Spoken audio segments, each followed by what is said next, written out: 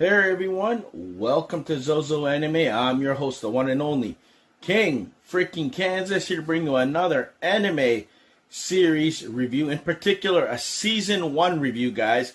This is a hit series. Everybody said, King, it's available on Netflix. You don't have to get Crunchyroll or any of that stuff. Check this out. At least season 1's on there. And if you like it, you can watch season 2, and I think there's a season 3 of this. What am I blabbing about? I'm blabbing about a little anime series called the Apothecary, hopefully I can say it properly, Diaries. Season 1, it came out in 2023. It's rated TVMA, so it's for mature audiences, guys. 25 episodes, 23 to 26 minutes each. It's created by Natsu Hyuga, and it's based on the light novels or something, like that. Anime is based on light novels. It's a mystery drama, anime type series. A little bit more old and a little bit more serious. Even though there is a little young girl involved in this. She's 17, I think, in this. And a whole bunch of adults there that she shouldn't be in, entertainment district stuff. We'll just leave it at that. You can only imagine what goes there. But with royalty and, with the entertainment district and, apothecaries and all these other like concubines, and I can go on and on, okay? Brief synopsis, guys. MoaMoa is a young maiden who is kidnapped and sold into servitude at the Emperor's palace. There, she secretly employs her pharmacist skills. She knows about drugs, poisoning, and all that stuff, guys. With the help of head eunuch, she calls him master, kind of like the guy who's in charge of things, supervisor, guys, to unravel medical mysteries in the inner palace. So basically, guys, she's a girl who's very tough as nails, got kidnapped against her will, sold inadvertently to the palace to do their bidding, to kind of like, clean up after them, whatever, and who knows what other stuff as she works her way up and all that fun stuff. Whole bunch of rich people in their palace, whatever, doing whatever they want with concubines and whatever, and you have mistresses who are having kids and stuff.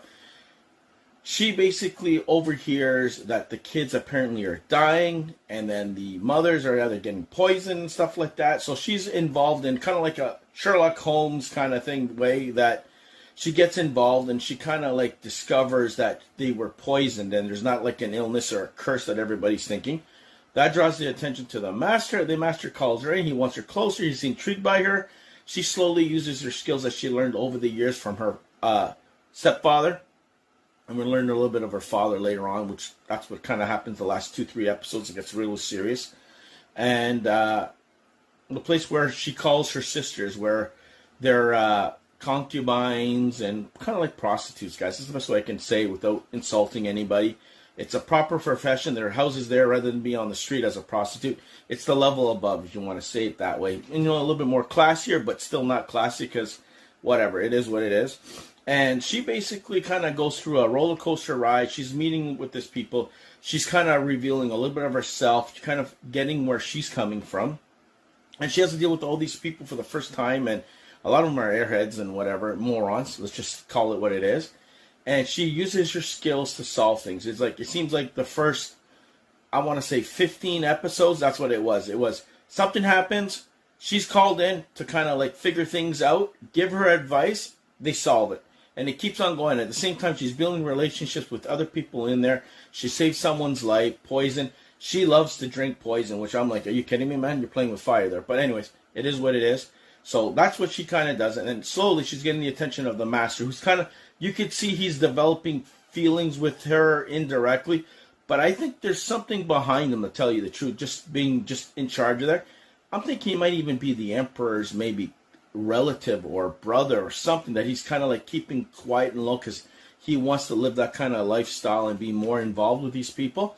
So he kind of does that. And there's this charming moments that, there's this creepy dude who comes later on that you find out it's her dad, and she kind of has a chess match with him, and you kind of get the backstory of him and her mother, and this mistress who's been kept on where she kind of grew up in the shadows with scarred and all that stuff. And I'm telling you, it gave you an idea of how that whole entertainment district works, and for people to flee and being bought out and all this crazy madness. And way old, long time ago in China kind of thing. That's what I kind of got. I'm sorry if I got it wrong. It's China and not Japan, but I'm getting it's Chinese kind of thing. Just because of the way they were dressed and stuff like that, and just some of the cultural references and stuff. That's what I kind of got. So I apologize, guys, if I did so. And then it kind of gets to the point that she kind of like wants to buy the freedom of one of her sisters, because her sister kind of like adopted sisters who kind of like raised her and whatever, to kind of let her have her life that she wants to. But meanwhile, her father kind of gets drunk, tripped, whatever the hell, ends up going there, and you get the backstory. Then he ends up finding her there, and then that's kind of like now where things are left off, that he's found the love of his life, and he's not going to screw things up this time, and they're going to be getting married, and there's a big festival going on. She doesn't know who the hell's getting married yet, but that's kind of where it left off. She's on top of the thing, and I'm telling you guys, one of the most beautiful sequences that you'll see of dancing on screen, and it's animated, of her up on top, dancing and stuff like that, and he sees her and kind of like, boom, starstruck, love struck more like anything. He ends up catching her. She almost falls because she kind of gets startled there. They go down, they jump down, and she's walking. He's waiting for her to kind of like confess her feelings about him, and she kind of asks like some sort of like toxin ox, whatever the golden ox, whatever drug it is, and that's kind of how it leaves the things off. She even went as far as painting freckles on her face so she doesn't look pretty, so nobody will kind of like hit on her and stuff like that. That's kind of thing she did because of these creepy guys. But overall, liked it a lot. I didn't love it that I'm going to watch this again. But it did get me intrigued to watch a season 2 and perhaps a season 3. But it's a slow burn. It's one of those, this type.